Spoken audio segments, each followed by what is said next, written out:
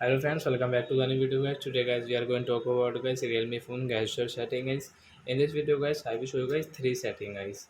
Yes guys, three setting guys. In this video guys I am going to tell you friends. So I don't skip my video guys. Please watch whole video friends. So first of all guys I will show you guys how can you set guys your gesture navigation, how can you remove guys this button layout, and guys how can you use guys your gesture navigation setting in your realme phone guys.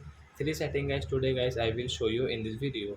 So friend, first of all guys we will on our phone setting without waste time. Then guys you can see this type of setting. Then guys click on guys your system setting and step here guys you can see your system navigation friends. Step here guys you can see your gesture navigation guys.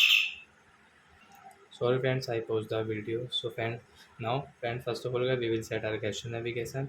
And as you can see, gesture navigation is set it, and as you can see, button layout is removed to setting finish. And guys, third guys, how can you use guys this gesture setting? So guys, you want to back, so guys you can back from this right and left side guys. You can back, and guys now you want to close app, so guys you can close app from here. So like that guys you can use back and close app button setting like that in your realme phone. So I hope friends you have understood how to set gesture navigation and guys how to use it.